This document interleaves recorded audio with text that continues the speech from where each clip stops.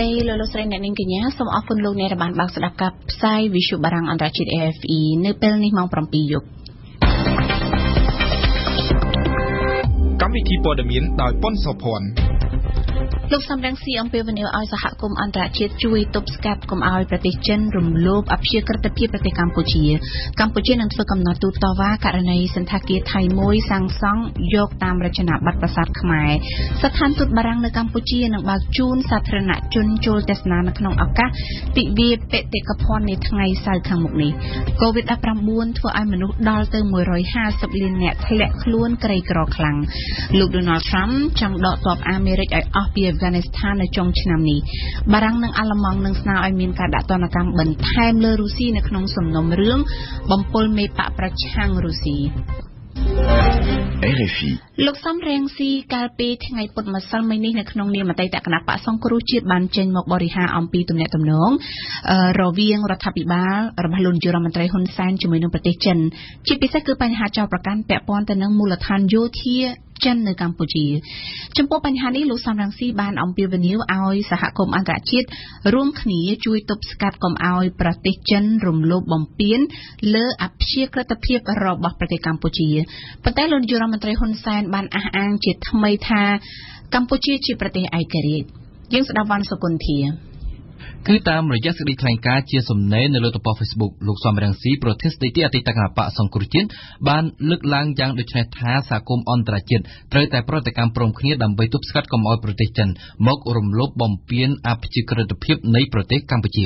សម្រាប់លោកសំរងស៊ីឯករាជ្យភាពនិងអព្យាក្រឹតភាពនៃប្រទេសកម្ពុជាអាចធានាបានលុះត្រាតែមានលទ្ធិប្រជាធិបតេយ្យពលគឺលោកអះអាងថានៅពេលណាដែលលោកនាយករដ្ឋមន្ត្រីហ៊ុនសែនចុះចេញពីតំណែងហើយមានការបោះឆ្នោតដោយចំហសេរីនិងយុត្តិធម៌យ៉ាងពិតប្រាកដការអះអាងរបស់លោកសំរងស៊ីនេះគឺស្របពេលដែលរដ្ឋាភិបាលកម្ពុជានិងចិនកំពុងតែមានភាពលោកល្អឿននឹងគ្នាខ្លាំងក៏ប៉ុន្តែភាពលោកល្អឿននឹងគ្នានេះត្រូវបានលោកសំរងស៊ីចោទប្រកាន់ថារដ្ឋាភិបាលកម្ពុជានិងចិនបានចុះហត្ថលេខាជាមួយគ្នាក្នុងវិស័យយោធានិងហិរញ្ញវត្ថុហើយលោកថាកិច្ចសន្យាទាំងនោះជាការរំលោភបំពានរដ្ឋធម្មនុញ្ញនៃប្រទេសកម្ពុជានិងរំលោភកិច្ចព្រមព្រៀងសន្តិភាពទីក្រុងប៉ារីសឆ្នាំ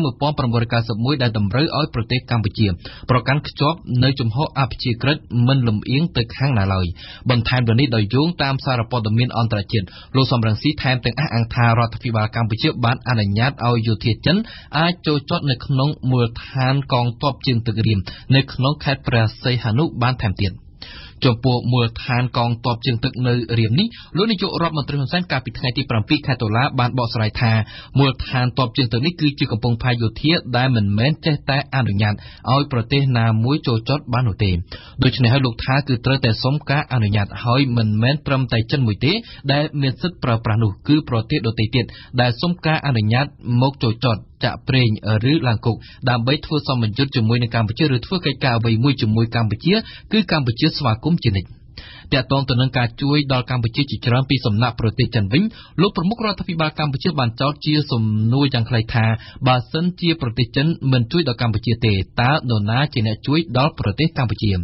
បើទោះបីចិនជួយដល់កម្ពុជាច្រើនបែបណាក៏ដោយក៏ប៉ុន្តែលោកនាយករដ្ឋមន្ត្រីហ៊ុនសែនបានគូបញ្ជាក់ពីជំហររបស់កម្ពុជាជាថ្មីថាកម្ពុជាជាប្រទេសឯករាជ្យនិងអធិបតេយ្យភាពគឺកម្ពុជាមិនចូលរួមជាមួយអ្នកណាហើយប្រឆាំងជាមួយអ្នកណានោះទេមិនតែប៉ុណ្ណោះលោកបានសង្កត់ធ្ងន់ថាកម្ពុជាមិនអនុញ្ញាតឲ្យមានទីតាំងយោធាបរទេសនៅលើទឹកដីរបស់ខ្លួនហើយក៏មិនបោះទីតាំងយោធារបស់ខ្លួននៅលើទឹកដីបរទេសលើកលែងតែក្រមឆ័ត្រអង្គការសហប្រជាជាតិចំណែករដ្ឋមន្ត្រីការបរទេសចិនលោកវ៉ាងយីនឹងមកបំពេញទស្សនកិច្ចជាផ្លូវការនៅកម្ពុជារយៈពេល2ថ្ងៃគឺនៅថ្ងៃទី11និងថ្ងៃទី12ខែតុលាខាងមុខនេះ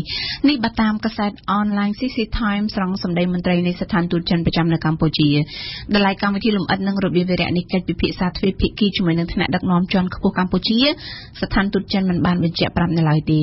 តែទោះជាយ៉ាងណាដំណើរទស្សនកិច្ចរបស់ថ្នាក់ដឹកនាំជាន់ខ្ពស់នៃបកកុម្មុយនីសនិងរដ្ឋាភិបាលចិននៅពេលនេះត្រូវគេមើលឃើញថាធ្វើឡើងបន្ទាប់ពីប្រទេសកម្ពុជារងនៅការសង្ស័យថាបានផ្ដាល់ឲ្យចិនអភិវឌ្ឍមូលដ្ឋានកងទ័ពជើងទឹកនៅកំពង់ផែយោធារៀមដែលធ្វើឲ្យប៉ះពាល់ដល់ប្រជាក្រិតភាពរបស់កម្ពុជាក៏ប៉ុន្តែតាមស្ថានទូតចិនរដ្ឋមន្ត្រីការបរទេសចិនលោកវ៉ាងយីមានគម្រោងមកបំពេញទស្សនកិច្ចនៅកម្ពុជាតាំងតែពីដើមឆ្នាំ2020មកម្លេះប៉ុន្តែគម្រោងនេះត្រូវបានអាក់ខានដោយសារតែការរីករាលដាលនៃជំងឺ COVID-19 ដែលឡៃស្ថានទូតបារាំងប្រចាំនៅកម្ពុជានឹងបើកជូនសាធារណជនចូលទស្សនានៅក្នុងឱកាសទិវាបេតិកភណ្ឌនៅថ្ងៃសៅរ៍ទី10ខែតុលាខាងមុខនេះដោយសេរីចាប់ពីម៉ោង 8 ព្រឹកដល់ម៉ោង 3:30 នាទីរសៀលសេចក្តីប្រកាសព័ត៌មានរបស់ស្ថានទូតបារាំងថាព្រឹត្តិការណ៍បេតិកភណ្ឌនៅឆ្នាំនេះគឺផ្ដោតទៅលើប្រធានបទស្ថាបត្យកម្មនិងបេតិកភណ្ឌដោយទិវាខាងលើនេះគឺជាឱកាសទស្សនាឧទ្យានដ៏ស្រស់បំព្រងនិងស្ថាបត្យកម្មស្ថានទូតបារាំងហើយក៏ជាឱកាសទស្សនាពិព័រណ៍របស់សភាពាណិជ្ជកម្មនិងឧស្សាហកម្មបារាំងកម្ពុជាដែលផ្ដោតលើការជួសជុលអគារបេតិកភណ្ឌនៅកម្ពុជាផងដែរស្ថានទូតបារាំងបញ្ជាក់ថាដោយសារតែហេតុផលផ្នែកសុខភាពអ្នកទស្សនានឹងត្រូវវាស់ស្ទង់កម្ដៅហើយត្រូវលាងសម្អាតដៃនៅច្រកចូលស្ថានទូត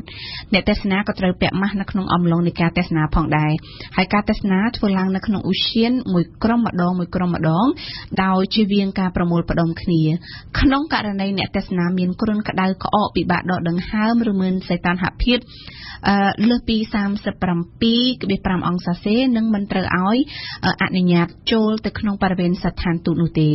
ជាងនេះទៅទៀតចំណីអាហារភេសជ្ជៈលើកលែងទឹកនិងកាបូបធំនឹងមិនអនុញ្ញាតឲ្យយកចូលនោះទេហើយជនពិការមិនអាចចូលទៅក្នុងឧទ្យានបាននោះទេនេះបើតាមសេចក្តីប្រកាសព័ត៌មានរបស់ស្ថានទូតបន្តនិយាយអំពីរដ្ឋបាលរាជធានីភ្នំពេញនៅថ្ងៃនេះបានលើកឡើងថាខ្លួនមានការសោកស្ដាយយ៉ាងខ្លាំងចំពោះទង្វើរបស់ក្រុមកម្មករក្រុមហ៊ុន Sentry មួយចំនួនដែលបានបដូរចិត្តមិនគោរពទៅតាមកិច្ចព្រមព្រៀងដែលមានចែងនៅក្នុងកំណត់ហេតុអង្គប្រជុំដែលបានធ្វើឡើងកាលពីថ្ងៃទី7 តុលាម្សិលមិញ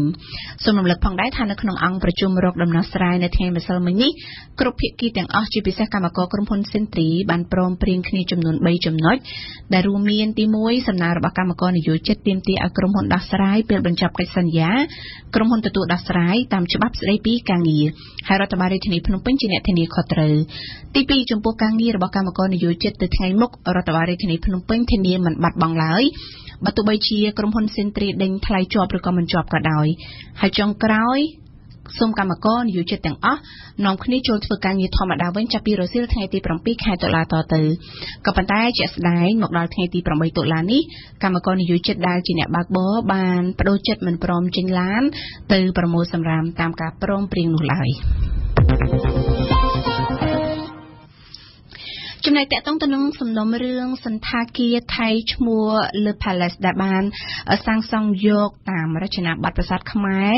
នៅទីបំផុតស្ថាប័នពាក់ព័ន្ធរបស់កម្ពុជាជាពិសេសក្រសួងវប្បធម៌និងវិចិត្រសិល្បៈបានសម្រេចធ្វើកំណត់ហេតុរួមគ្នាមួយដាក់ជូនក្រសួងការបរទេសកម្ពុជាដើម្បីធ្វើការតវ៉ាតាមផ្លូវទូតការតវ៉ានេះគឺផ្អែកលើមាត្រាមួយចំនួននៃអនុសញ្ញាទីក្រុងប៉ារីស្តីពីកិច្ចការពារកម្មសិទ្ធិឧស្សាហកម្ម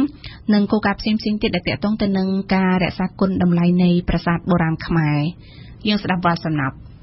សេចក្តីសម្រេចនេះបានធ្វើឡើងនៅក្រៅពីមានកិច្ចប្រជុំអន្តរក្រសួងមួយកាលពីថ្ងៃទី6តុលាដើម្បីពិនិត្យទៅលើអង្គហេតុនិងអង្គច្បាប់ដែលសន្តាគារលើផាឡៃបានយករចនាប័ទ្មប្រាសាទខ្មែរទៅសាងសង់នៅក្នុងកិច្ចប្រជុំអន្តរក្រសួងដែលមានការចូលរួមពីលោកស្រីភឿងសកុណារដ្ឋមន្ត្រីក្រសួងវប្បធម៌និងវិចិត្រសិល្បៈតំណាងក្រសួងការបរទេសកម្ពុជាតំណាងក្រសួងទេសចរនិងតំណាងក្រសួងពាណិជ្ជកម្មកម្ពុជាផងនោះបានសម្រេចធ្វើកំណត់ហេតុរួមស្ថាប័នមួយជូនទៅក្រសួងការបរទេសកម្ពុជាដើម្បីសុំការពិនិត្យសម្រេចតាមផ្លូវការទូតដោយផ្អែកទៅលើមាត្រា6ស្ទួនមាត្រា10និងមាត្រា10ស្ទួននៃអនុសញ្ញាទីក្រុងប៉ារីសស្តីពីកិច្ចការពារកម្មសិទ្ធិឧស្សាហកម្មចុះថ្ងៃទី20ខែមីនាឆ្នាំ1883និងគោលការណ៍ផ្សេងៗទៀតដែលទាក់ទងដល់ការរក្សាគុណតម្លៃនៃប្រាសាទបុរាណខ្មែរនេះបើតាមការបញ្ជាក់ពីអ្នកនាំពាក្យក្រសួងវប្បធម៌និងវិចិត្រសិល្បៈលោកឡុងប៉ុណ្ណាសេរីវត្តនៅថ្ងៃទី8តុលានេះយ៉ាងណាក្តីអ្នកនាំពាក្យរូបនេះនៅមិនទាន់អាចបញ្ជាក់បាននៅឡើយទេថាតើកំណត់ទូតរបស់កម្ពុជាមានខ្លឹមសារយ៉ាងណានៅឡើយទេដោយទុកលទ្ធភាពនេះឲ្យក្រសួងការបរទេសកម្ពុជាសិក្សាបន្តទៅលើផ្នែកច្បាប់ជាតិនិងអន្តរជាតិប៉ុន្តែជារួមកិច្ចប្រជុំអន្តរស្ថាប័នជាលើកដំបូងនេះបានសម្រេចធ្វើកំណត់ហេតុរួមស្ថាប័នមួយជូនទៅក្រសួងការបរទេសកម្ពុជាដើម្បីសុំការពិនិត្យសម្រេចតាមផ្លូវការទូត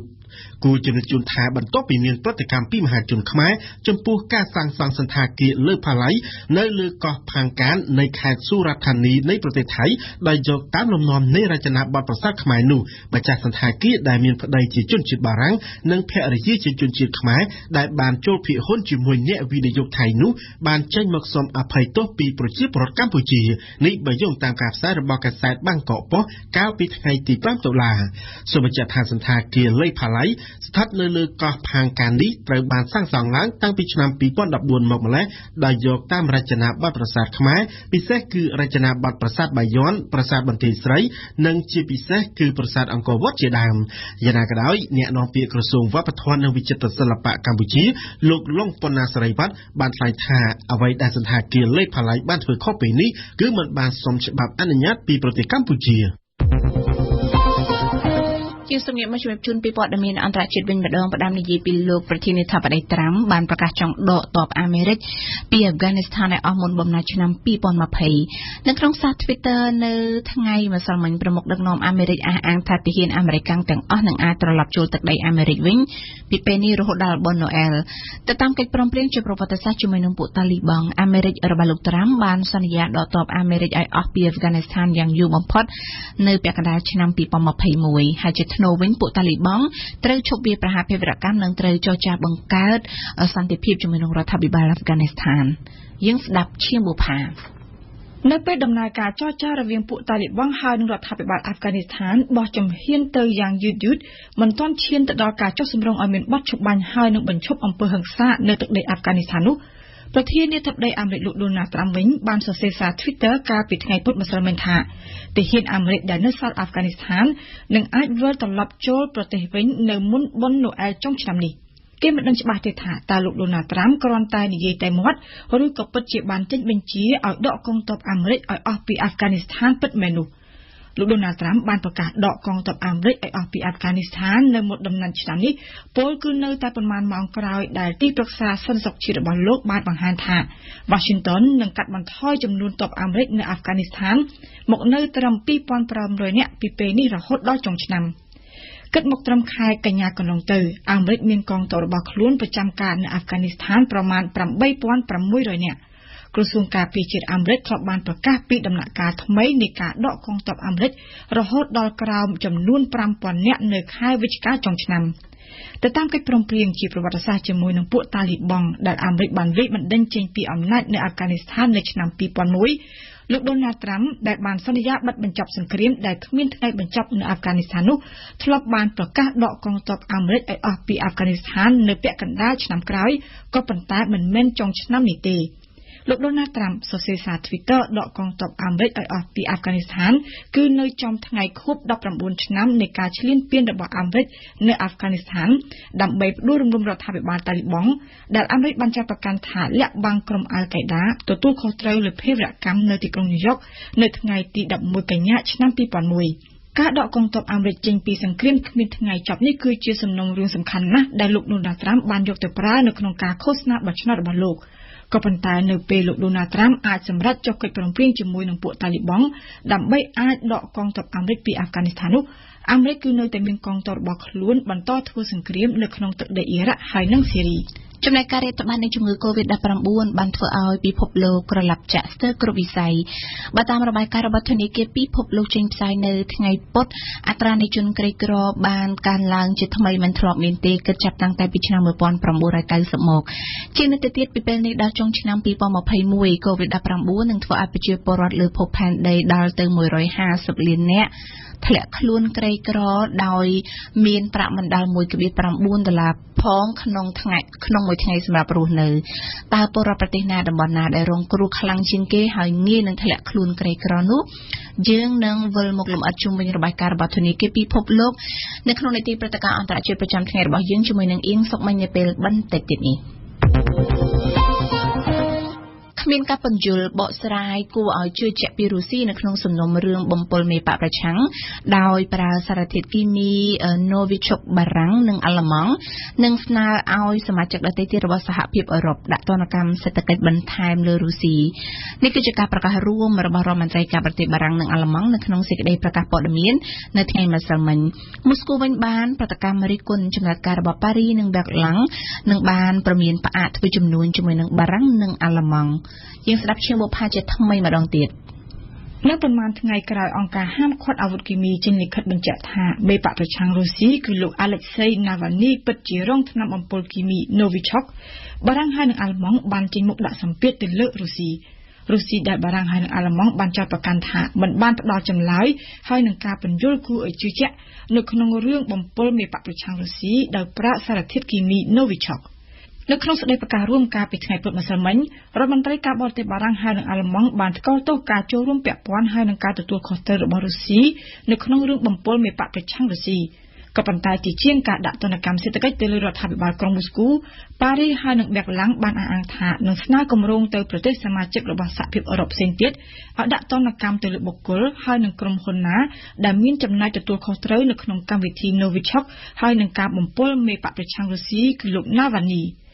មេបកប្រឆាំងរុស្ស៊ីដែលទើបតែរួចផុតពីគ្រោះថ្នាក់ដល់ជីវិតដោយសារតែថ្នាំបំពុលគីមី Novichok បានចោទប្រកាន់ចំមេដឹកនាំរុស្ស៊ីលោក Vladimir Putin ថាជាអ្នកនៅពីក្រោយការបំពុលសម្លាប់រូបលោកនេះនៅក្នុងបទសម្ភាសន៍ជាមួយនឹងកាសែតអាល្លឺម៉ង់ដ៏ល្បីឈ្មោះលោក Navalny បានស្នើផងដែរឲ្យសហភាពអឺរ៉ុបដាក់ទណ្ឌកម្មទៅលើបុគ្គលស្និទ្ធទៅនឹងលោក Putin ដែលលោកបានចោទប្រកាន់ថាជាក្រុមអ្នកមានអំណាចសម្លាប់មនុស្សក៏ព្រោះតែចង់លើកក្រានអំណាចបន្តទៅទៀតនៅរុស្ស៊ី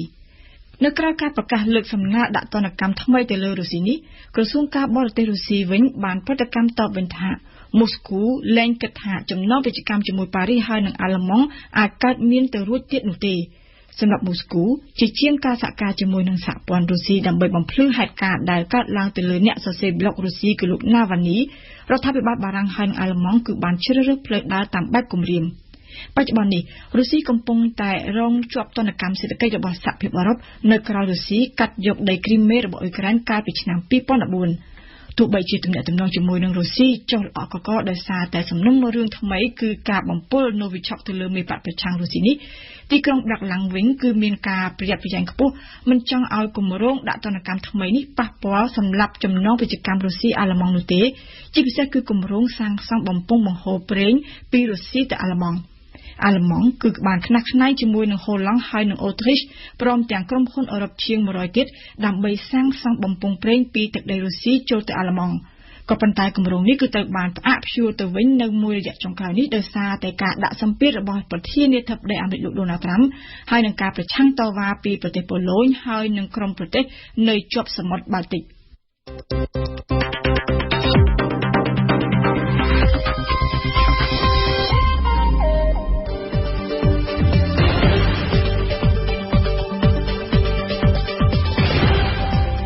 បារាំងអន្តរជាតិ AFE 92 MHz នៅភ្នំពេញនិងសៀមរាប 94.5 MHz នៅបាត់ដំបងកំពង់ចាមនិងក្រុងព្រះសីហនុលោកអ្នកនាងកំពុងស្ដាប់កម្មវិធីព័ត៌មានរបស់វិទ្យុបារាំងអន្តរជាតិ AFE ជាបន្តទៅទៀតនេះលោកអ្នកនាងនឹងបានស្ដាប់ដំបូងជានាទីភ្ញៀវប្រចាំថ្ងៃរៀបចំជូនដោយគួយគុណធារាបន្ទាប់មកជានាទីព្រឹត្តិការណ៍អន្តរជាតិប្រចាំថ្ងៃយើងមានបទអន្តរកម្មពីអៀងសុកមិញនាទីបទយោការរបស់យើងនៅថ្ងៃនេះជាភារៈរបស់អឹមណាវិននិងនៅចុងបញ្ចប់នៃកម្មវិធីរបស់យើងជានាទីខ្ញុំនិយាយពីភាសារបស់ឆៃហុកភេងភ្ញៀវប្រចាំថ្ងៃភ្ញៀវប្រចាំថ្ងៃរបស់វិទ្យុបារាំងអន្តរជាតិនៅថ្ងៃប្រហ័សនេះគឺលោកកេតសផាន់ឯកអគ្គរដ្ឋទូតកម្ពុជាប្រចាំនៅប្រទេសបារាំងឆ្លើយនឹងសំណួររបស់គុណធារានៅក្នុងបន្ទប់ផ្សាយរបស់វិទ្យុបារាំងអន្តរជាតិនាទីក្រុងប៉ារីលោកសផាន់បានបញ្ជាក់ថាការដែលសហភាពអឺរ៉ុបបានសម្រេចដកភាពអនុគ្រោះពន្ធឬហៅថា EBA 20% ពីកម្ពុជាមិនបានធ្វើប៉ះពាល់ដល់ទំនាក់ទំនងរវាងបារាំងនិងកម្ពុជាក៏ដូចជារវាងសហភាពអឺរ៉ុបនិងកម្ពុជាទេលោកបានបដិញ្ញាថានៅក្នុងអាណត្តិរបស់លោកនឹងប្រឹងប្រែងលើកកម្ពស់ទំនាក់ទំនងរវាងបារាំងនិងកម្ពុជាឲ្យកាន់តែល្អនិងយូរលង់ដូច្នេះយើងស្ដាប់បទសម្ភាសន៍ទាំងស្រុងដូចតទៅខ្ញុំបាទសូមជម្រាបសួរអាដាមកេតសុផាន់បាទជំរាបសួរបាទអរគុណដែលបានអញ្ជើញមកផ្ដល់បទសម្ភាសន៍ដល់បន្ទប់ផ្សាយរបស់វិទ្យុបារាំងអន្តរជាតិនៅថ្ងៃនេះអាដាមជាឯកអគ្គរដ្ឋទូតថ្មីរបស់កម្ពុជាប្រចាំប្រទេសបារាំងតែទឹកដីអឺរ៉ុបនិយាយរួមនិងទឹកដីបារាំងនិយាយដោយឡែក មិនមែនជាទឹកដីថ្មីទេសម្រាប់អាដាមព្រោះមុនខ្លាយជាឯកអគ្គរដ្ឋទូតប្រចាំប្រទេសបារាំងអាដាមធ្លាប់បានធ្វើជាឯកអគ្គរដ្ឋទូតប្រចាំអង្គការ UNESCO ក្នុងទីក្រុងប៉ារីសនិងធ្លាប់ធ្វើជាអ្នកនាំពាក្យក្រសួងការបរទេសអ្វីទៅជាអារម្មណ៍របស់អាដាមសម្រាប់តំណែងថ្មីនេះបាទខ្ញុំពិតជាមានកិត្តិយសនិងក្តីរំភើបរីករាយដែលត្រូវបានរដ្ឋាភិបាលតែងតាំងឲ្យធ្វើជាឯកអគ្គរដ្ឋទូតកម្ពុជាថ្មីប្រចាំនៅប្រទេសបារាំងហើយនឹងបានវិលត្រឡប់មកកន្លែងដែលធ្លាប់ធ្វើការនេះជាថ្មីម្ដងទៀតបាទសូមអរគុណតាមពិតអាដាមមិនមែនជាឯកអគ្គរដ្ឋទូតកម្ពុជាសម្រាប់តែប្រទេសបារាំងមួយទេគឺមានប្រទេសអឺរ៉ុបចំនួន6ផ្សេងទៀតគឺប៉ូទុយហ្គាល់ម៉ាល់តាអេស្ប៉ាញអង់ដោនិងប្រទេសម៉ូណាកូមានន័យថានៅក្នុងប្រទេសទាំងនេះកុំថាឡើយគ្មានស្ថានទូតឬមួយក៏ស្ថានកុងស៊ុលសូម្បីតែអ្នកតំណាងក៏គ្មានដែរខ្ញុំចង់ឲ្យអាដាមបញ្ជាក់នៅត្រង់ចំណុចនេះបន្តិចបាទត្រឹមត្រូវហើយគឺខ្ញុំទទួលប្រទេស6ថែមទៀតយើងមិនមានជាស្ថានទូតនៅទីនោះទេក៏ប៉ុន្តែយើងមានការទំនាក់ទំនងគ្នាជាមួយនឹងក្រសួងការបរទេសរបស់គេជាការពិតយើងក្នុងនាមជាតំណាងកម្ពុជានៅប្រចាំនៅទីក្រុងប៉ារីសនេះត្រូវទៅបំពេញបេសកកម្មនៅជួបជាមួយតំណាងក្រសួងការបរទេសរបស់ប្រទេសនីមួយៗហ្នឹងយ៉ាងហោចណាស់ក៏ម្ដងទៅពីរដងដែរតាមកិច្ចស្ដែងក្នុងមួយឆ្នាំនៅក្នុងសម័យជំងឺ Covid-19 តើការបំពេញការងារឬមួយក៏ការតាក់ទងជាមួយប្រទេសនេះធ្វើឡើងយ៉ាងដូចម្តេចក្រោមរូបភាពណាខ្លះនៅក្នុងករណីហ្នឹងបាទចាប់តាំងពីខ្ញុំបានត្រឡប់មកប៉ារីសនេះខ្ញុំបានជួបសម្ដែងការគួសម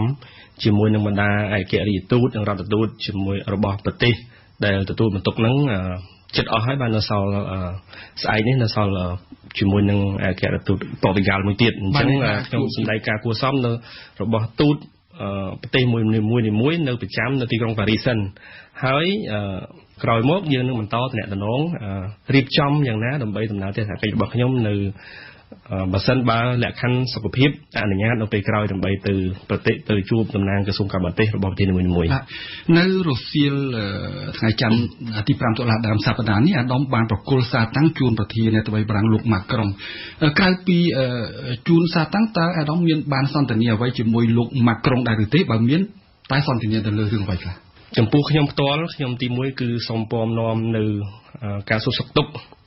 របស់ព្រះករុណាព្រះមហាក្សត្រនរោត្តមសីហមុនីចំពោះលោកប្រធានាធិបតីទី2គឺនៅការសួរសុខទុក្ខរបស់សម្ដេចអគ្គមហាសេនាបតីតេជោហ៊ុនសែននាយករដ្ឋមន្ត្រីនៃប្រជាណាចក្រកម្ពុជាជូនចំពោះលោកប្រធានាធិបតីផ្ទាល់ហើយខ្ញុំក៏បានជម្រាបជូនគាត់ដែរថាសូមទុកចិត្តចុះថាក្នុងបេសកកម្មរបស់ខ្ញុំនៅទីក្រុងប៉ារីក្នុងអាណត្តិរបស់ខ្ញុំនេះខ្ញុំនឹងខិតខំឲ្យអស់ពីចិត្តក្នុងការលើកកម្ពស់បន្ថែមទៀតនៅទំនាក់ទំនងដ៏ល្អនិងយូរលង់រវាងប្រទេសទាំងពីរហើយខ្ញុំឆ្លៀតឱកាសហ្នឹងក៏សូមអញ្ជើញលោកប្រធានាធិបតីម៉ាក្រុងទៅទស្សនកិច្ចនៅប្រទេសកម្ពុជានៅពេលណាមួយក្នុងអាណត្តិរបស់ខ្ញុំហើយជាពិសេសគឺថាចាប់ដើមគឺនៅពាក់កណ្ដាលឆ្នាំក្រោយនេះតែម្ដងក្នុងពេលដែលកម្ពុជាទទួលកិច្ចប្រជុំកំពូលអាស៊ីអឺរ៉ុបលើកទី13នៅទីក្រុងភ្នំពេញហើយលោកម៉ាក្រុងគាត់លោកសប្បាយរីករាយហើយក៏សូមផ្ដាំផ្ញើនៅការសួរសុខទុក្ខចំពោះព្រះមហាក្សត្រនៃប្រជាជនកម្ពុជាក៏ដូចជាសម្ដេចអគ្គមហាសេនាបតីតេជោហ៊ុនសែនហើយទន្ទឹមនោះលោកថាឆ្នាំ2021នេះដែលប្រជុំនៅស្រុកខ្មែរហ្នឹងគឺស្ថិតនៅក្នុងជារបៀបបរិយារបស់លោកនៅឆ្នាំ2021បាទដោយអាដាមបានជ្រាបរួចថាសហភាពអឺរ៉ុបបានសម្រេចដកភាពអនុគ្រោះពន្ធឬហៅ EBA ចំនួន 20% ពីកម្ពុជាក្រោមហេតុផលសិទ្ធិមនុស្សនិងលទ្ធិប្រជាធិបតេយ្យបារាំងក៏ជាប្រទេសសមាជិកអឺរ៉ុបមួយដែរខ្ញុំបាទចង់នឹងថាតើរឿងរ៉ាវ EBA នេះមានចតុពលដល់ទំនាក់ទំនងរវាងបារាំងនិងកម្ពុជាដែរឬទេបាទចំពោះរឿង EBA នេះត្រូវបានប្រមុខរដ្ឋាភិបាលក៏ដូចជាប្រមុខការទូតអាដាមឧបនាយករដ្ឋមន្ត្រីប្រាក់សុខុនបានបកស្រាយជាច្រើនដងហើយពីទំនាក់ទំនងកម្ពុជាជាមួយនឹងអឺរ៉ុបទាំងមូលក៏ដូចជាកម្ពុជាជាមួយបណ្ដាប្រទេសផ្សេងៗដែលជាសមាជិករបស់អឺរ៉ុបចំពោះ EBA នេះខ្ញុំមិនចាំបាច់បកស្រាយច្រើនទេគឺគ្រាន់តែថាការដក EBA 20% នេះគឺជាភាពអយុត្តិធម៌មួយសម្រាប់រដ្ឋាភិបាលក៏ដូចជាប្រជាជនកម្ពុជាប៉ុន្តែចំពោះទំនាក់ទំនងកម្ពុជាជាមួយអឺរ៉ុបក្តីជាមួយបារាំងក្តីគឺមិនមានប៉ះពាល់ទេបាទគឺយើងនៅ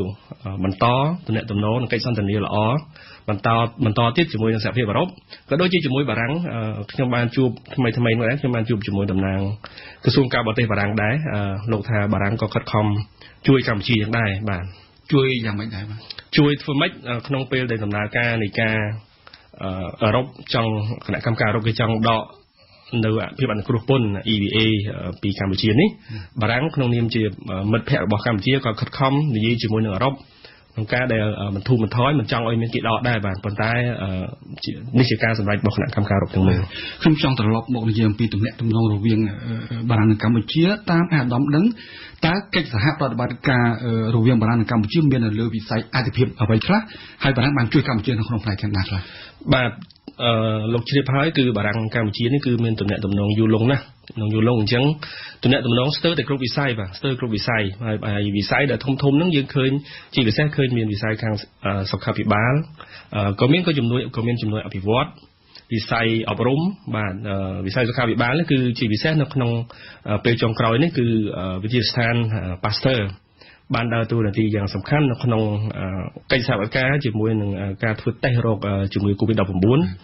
ច្រើនវិស័យបាទស្ទើរតែគ្រប់វិស័យទាំងអស់ហើយពេលខ្ញុំជួបជាមួយនឹងតំណាងក្រសួងការបរទេសបារាំងព្រោះថ្មីនេះបារាំងទៅតែទទួលបានគេហៅថា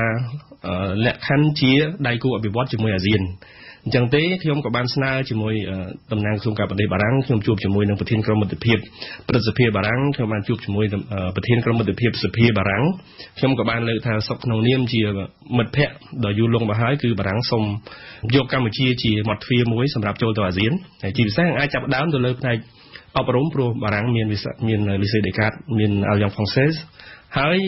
លើវិស័យសុខាភិបាលគឺយើងមានវិទ្យាស្ថាន Pasteur នៅកម្ពុជាស្រាប់អញ្ចឹងសូមឲ្យបារាំងយកកម្ពុជាជាច្រកទ្វារមួយសម្រាប់ពង្រីកទីផ្សាររបស់ខ្លួននៅក្នុងតំបន់អាស៊ានបាទក្នុងនាមអាដាមជាឯកអគ្គរដ្ឋទូតថ្មីរបស់កម្ពុជាប្រទេសបារាំងតើអាដាមអាចធ្វើអ្វីបានខ្លះដើម្បីជួយពង្រឹងកិច្ចសហប្រតិបត្តិការរវាងបារាំងនិងកម្ពុជាឲ្យកាន់តែល្អថែមទៀតបាទតាមរយៈបេសកកម្មរបស់យើងនៅទីនេះគឺយើងព្យាយាមនឹងជួបឲ្យបានញឹកញាប់ជាមួយនឹងតំណាងក្រសួងជាពិសេសគឺជាមួយក្រសួងការបរទេសបារាំងទី2គឺជាមួយក្រសួងពាក់ព័ន្ធបាទក្រសួងអាចថាជាក្រសួងបរិស្ថានឬក្រសួងគឺមួយក៏ជាក្រសួងវប្បធម៌ដែលយើងមានតំណែងគ្នាច្រើនព្រោះហើយណាមួយបារាំងគាត់ជាគេហៅថា champion សម្រាប់ការគ្រប់គ្រងប្រព័ន្ធពហុភាគីក្នុងការគ្រប់គ្រងទៅលើគេហៅកិច្ចព្រមព្រៀងបរិស្ថាននោះបាទកិច្ចព្រមព្រៀងបរិស្ថានបាទអញ្ចឹងកម្ពុជាក៏ជាប្រទេសដែលគ្រប់គ្រងនៅប្រព័ន្ធពហុភាគីហើយគ្រប់គ្រងនៅការការពារបរិស្ថាននោះដែរអញ្ចឹងខ្ញុំនឹងព្យាយាមជួបជាមួយនឹងទាំងវិស័យសាធារណៈក៏ដូចជាវិស័យឯកជនក្នុងការតាក់ទាញការវិនិយោគទៅដល់ប្រទេសកម្ពុជាបាទបើគេនិយាយពីទំនាក់ទំនងរវាងបារាំងនិងកម្ពុជាអាដាមគេមិនភ្លេចនិយាយពីអង្គការ Francophonie ឬហៅថាអង្គការនៃក្រមប្រទេសនិយាយភាសាបារាំងដែលកម្ពុជាក៏ជាប្រទេសសមាជិកមួយដែរតើកិច្ចសហប្រតិបត្តិការរវាងបារាំងនិងកម្ពុជាក្នុងផ្នែកភាសាបារាំងមានដំណើរការយ៉ាងម៉េចដែរពិសេសនៅកម្ពុជាបាទកិច្ចសហការនៅក្នុងវិស័យគេហៅថាអង្គការនិយាយភាសាបារាំងនៃក្រមនិយាយភាសាបារាំង Francophonie នេះគឺយើងមានជាទំនាក់ទំនងជិតស្និទ្ធណាស់ហើយកម្ពុជានៅក្នុងក្រសួងការបរទេសផ្ទាល់គឺយើងមានបង្កើតជានាយកដ្ឋាន Francophonie តែម្ដងហើយនៅតាមបណ្ដាសាកលវិទ្យាល័យក៏យើងចូលនៅក្នុងជាគេហៅថាសម្ព័ន្ធសាកលវិទ្យាល័យសម្រាប់និយាយភាសាបារាំងអញ្ចឹងយើងទំនាក់ទំនងនឹងកិច្ចសហការក្នុងវិស័យ Francophonie នេះយើងកម្ពុជាគឺចូលរួមយ៉ាងសកម្មទាំងនៅក្នុងកិច្ចប្រជុំថ្នាក់រដ្ឋមន្ត្រីក៏ដូចជាកិច្ចប្រជុំកំពូលបាទហើយនៅថ្ងៃ13នេះខ្ញុំក្នុងនាមជាតំណាងរដ្ឋាភិបាលអមអង្គការអន្តរជាតិ Francophonie នឹងជួបសម្ដែងការគួរសមជាមួយនឹងលោកស្រីអគ្គលេខាធិការ Moshiki Wabo នៅថ្ងៃ13នេះបាទតាមយោបល់អាដាមតើបារាំងគួរធ្វើអ្វីបន្ថែមឲ្យលើសពីអ្វីដែលបារាំងបានធ្វើសពថ្ងៃទេដើម្បីជួយផ្ដល់សន្ទុះនិងលើកស្ទួយការយល់ដឹងនិងការសិក្សាផ្នែកភាសាបារាំងអ្វីដែលជាសំណួររបស់អាដាមបាទខ្ញុំសូមជម្រាបបន្តិចដែរពាក់ព័ន្ធនឹងរឿងភាសាបារាំងនេះនៅស្រុកខ្មែរយើងមានយើងហៅថា Alliance Française នៅភ្នំពេញមួយនៅសៀមរាបមួយហើយនៅសៀមរាបហ្នឹងគឺប្រឈមនឹងការបិទប៉ុន្តែតាមរយៈជំនួបរបស់ខ្ញុំជាមួយនឹងហេតុអីណាដោយសារបញ្ហាថវិកាអញ្ចឹងជាមួយនឹងជំនួបរបស់ខ្ញុំកាលពីថ្ងៃទី1ខែតុលានេះបាទថ្មីនេះជាមួយនឹងលោកប្រធានក្រុមមិត្តភាពសភាកម្ពុជាបារាំងលោកបានបញ្ជាក់ប្រាប់ខ្ញុំថារដ្ឋមន្ត្រីការបរទេសបារាំង Jean-Yves Le Drian បានសរសេរដោយផ្ទាល់ដៃតែម្ដងផ្ញើមកលោកលិខិតផ្ទាល់តែម្ដងថាយ៉ាងផងសែននៅសៀមរាបនេះគឺមិនបិទទេគឺនឹងរដ្ឋាភិបាលនឹងបន្តជួយឲ្យ អាលយ៉ាងផងនេះដំណើរការនេះគឺជាដំណឹងដ៏ល្អមួយសម្រាប់ប្រជាជនខ្មែរក៏ដូចជាពិសេសអ្នកនៅសៀមរាបផ្ទាល់ពិសេសអ្នកដែលចង់រៀនភាសាបារាំងបាទជាពិសេសអ្នកខ្ញុំចង់ត្រឡប់មកចាប់អារម្មណ៍ពីការងារស្ថានទូតវិញម្ដងមានសេវាច្រើនដែលស្ថានទូតអាចធ្វើជូនប្រជាពលរដ្ឋខ្មែររស់ក្នុងប្រទេសបារាំងរួមទាំងនិស្សិតដែលមករៀននៅក្នុងប្រទេសបារាំងផងក្នុងពេលមានវិបត្តិ COVID-19 អាដាមដែលការធ្វើដំណើរឆ្លងដែនមានការលំបាកតើមានសេវាអ្វីបន្ថែមដែលស្ថានទូតអាចបំពេញបន្ថែមបានដើម្បីជួយសម្រួលដល់ប្រជាពលរដ្ឋខ្មែរដែលរស់ក្នុងប្រទេសបារាំងដូចជានិស្សិតដែលមកកំពុងសិក្សាក្នុងប្រទេសបារាំងនេះបាទសេវាដែលសាធារណៈដែលផ្ដល់ជូនប្រជាពលរដ្ឋខ្មែរនៅប្រទេសបារាំងនេះគឺយើងហៅថាសេវាកុងស៊ុលនោះយើងមានបញ្ជាក់ឯកសារផ្សេងៗនីតិនគរកម្មលើលិខិតផ្សេងៗដើម្បីជូនបងប្អូនប្រជាពលរដ្ឋខ្មែរយើងនឹងយកទៅប្រើការនៅជាមួយនឹងខាងប្រទេសបារាំងជាដើមជាមួយអាជ្ញាធរបារាំងក្រាស់ស្នាមទូទៅបានជាកិច្ចការកុងស៊ុលទូទៅក្នុងពេលកូវីដនេះយើងបានជួយដល់និស្សិតដែលគាត់ជាប់គាំងនៅទីក្រុងប៉ុកតូប្រទេសប៉ូទុយហ្គាល់គាត់បានទទួលអាហារូបករណ៍ទៅសិក្សានៅទីនោះពេលសិក្សាទៅចំសម័យកូវីដចឹងហើយគាត់នៅរហូតជិតដល់អស់វីសាទៀតហើយនៅទីនោះអស់នេះហៅថាប្រាក់អាហារូបករណ៍ទៀត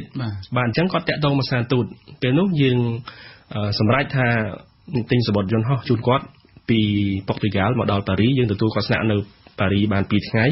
បានគាត់បន្តដំណើរទៅភ្នំពេញបាទនេះគឺជាសេវាបន្ថែមដែលថាតាមលទ្ធភាពដែលស្ថានទូតអាចជួយបានក្នុងពេលសម័យកូវីដបាទក្នុងពេលសម័យកូវីដក៏ទន្ទឹមហ្នឹងក៏មានប្រជាពលរដ្ឋខ្មែរយើងមួយចំនួនគាត់កូវីដអញ្ចឹងទៅគាត់នៅសម័យកូវីដអញ្ចឹងគាត់នៅលើសពេលលើសទៅថាការអញ្ចឹងកុងស៊ុលយើងលោកកុងស៊ុលបានទទួលពេលខ្លះទទួលទូរស័ព្ទផ្ទាល់ពីខាងប៉ូលីសនៅអេរ៉ូប៉នៅប៉ូលីសយន្តហោះអញ្ចឹងគាត់ទៅភ្លាមទៅដើម្បីទៅសម្រួលជូនពួកគាត់ព្រោះបើយើងនៅលើច្បាប់យើងត្រូវទទួលការផាកពិន័យហើយពីរដ្ឋបារាំងនេះជាសំណួរចុងក្រោយរបស់ខ្ញុំអាដាមក្នុងនាមជាឯកអគ្គរដ្ឋទូតថ្មីប្រចាំប្រទេសបារាំងនិងប្រទេសអឺរ៉ុបមួយចំនួនដោយតែខ្ញុំបានរៀបរាប់នៅខាងដើមតើមានការងារអភិភិបអ្វីខ្លះដែលអាដាមត្រូវធ្វើនៅចំពោះមុខនិងគ្រោងធ្វើនៅពេលខាងមុខទី1ខ្ញុំបានជួបសម្ដែងការគួរសមជាមួយនឹងបណ្ដាក្រសួងស្ថាប័នមួយចំនួនរបស់រដ្ឋាភិបាលបារាំងរួចហើយការងារបន្ទាប់មកទៀតគឺធ្វើការជិតស្និទ្ធជាមួយនឹងសហគមន៍ខ្មែរអាចថាយើងជួយលើកកម្ពស់ជួយការពារផលប្រយោជន៍ដល់សហគមន៍ខ្មែរក៏ដូចជាសមាជិកសហគមន៍ខ្មែរនៅទីនេះព្រោះខ្មែរយើងនៅទីនេះជាសហគមន៍ដែលធំទី2បន្ទាប់ពីសហរដ្ឋអាមេរិកបាទខ្ញុំក៏បានទទួលពាក្យពេចន៍ល្អៗអំពីចៅសង្កាត់មួយចំនួនដែលខ្ញុំបានជួបហ្នឹងគឺគាត់តែងតែសរសើរអំពីការចូលរួមចំណែកយ៉ាងសកម្មជាពិសេសតាមរយៈវប្បធម៌ក្នុងការសម្ដែងវប្បធម៌ជាដើមធ្វើឲ្យក្នុងសង្កាត់របស់គាត់ហ្នឹងមានគេហៅថាមានការចាប់អារម្មណ៍ហើយគាត់សរសើរប្រជាពលរដ្ឋខ្មែរយើងហ្នឹងថាសហគមន៍ខ្មែរយើងគឺមានការធ្វើសមាហរណកម្មបានយ៉ាងល្អជាមួយនឹងសហគមន៍បារាំងនៅទីនេះបាទខ្ញុំសូមអរគុណអាដាមកេតសោផាន់ដែលបានអញ្ជើញមកផ្ដល់បទសម្ភាសន៍ផ្ទាល់ដល់បន្ទប់ផ្សាយរបស់វិទ្យុបារាំងអន្តរជាតិនៅថ្ងៃនេះខ្ញុំសូមអរគុណលោកគុណកិនធារាបាទកម្មវិធីនេះសហការឧបត្ថម្ភដោយ Kinal Codeine សម្រាប់ការបំបត្តិឈឺចុកចាប់កម្រិតខ្លាំងនិង Kinal Boom សម្រាប់លាបរឹតពេលឈឺសាច់ដុំក្រិចថ្លោះនិងមិនស្អិតប្រឡាក់ដៃ Kinal ប្រសិទ្ធភាពខ្ពស់សម្រាប់ការឈឺចុកចាប់ដែលមានរូបភាពផ្សេងៗគ្នានិងកម្រិតខុសៗគ្នា Sinvenju ជាក្រុមហ៊ុនតែមួយគត់ដែលផ្ដាច់មុខកាហ្វេពីប៉ៃលិននិងមណ្ឌលគិរីទំនាក់ទំនងទូរស័ព្ទលេខ010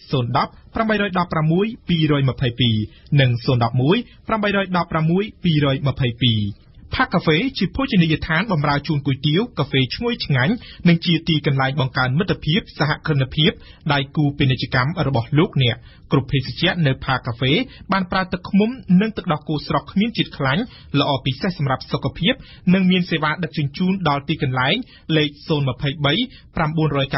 990 ដៃទីផ្សារ ISI បានអភិវឌ្ឍគុណភាពកាន់តែខ្ពស់ជាងមុនផលិតតាមបទដ្ឋានគ្រប់គ្រងសុវត្ថិភាពស្តង់ដារអន្តរជាតិ ISO 9001:2015 ដៃទីផ្សារ ISI មានស្រទាប់ក្រមេសង្កសីក្រាស់ជាងគេទ្វេដងមានស្រោបជាតិបន្ថែមអាចការពារច្រេះបានកាន់តែយូរមុខកាត់ជ្រុងស្មើស្អាតងាយពិនិត្យកម្រាស់មាននិមិត្តសញ្ញាសម្គាល់ជាអក្សរខ្មែរដៃទីផ្សារ ISI នៅលើផលិតផលដៃទីផ្សារ ISI ជាប់ធន់ជីនីរ៉នដៃទីផ្សារ ISI ជាផលិតផលរបស់ក្រុមហ៊ុន ISI Steel ព្រឹត្តិការណ៍អន្តរជាតិប្រចាំថ្ងៃ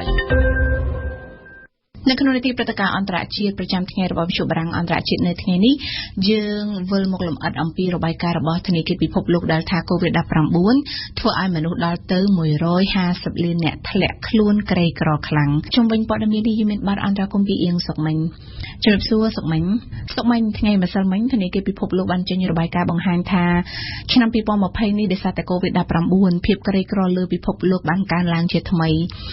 ដូច្នេះតើអត្រាជនក្រីក្រកើនឡើងយ៉ាងណាហើយរបាយការណ៍របស់ធនាគារពិភពលោកនឹងសន្និដ្ឋានយ៉ាងដូចម្ដេចខ្លះទៅចាសសុភ័ណ្ឌនេះគឺជាលើកទី1គិតចាប់តាំងពីជិត25ឆ្នាំកន្លងមកដែលអត្រានៃជនក្រីក្រនៅលើពិភពលោកបានកើនឡើងជាថ្មីបើតាមរបាយការណ៍របស់ធនាគារពិភពលោកនៅឆ្នាំ2020នេះមានពលរដ្ឋលើភពផែនដីប្រមាណពី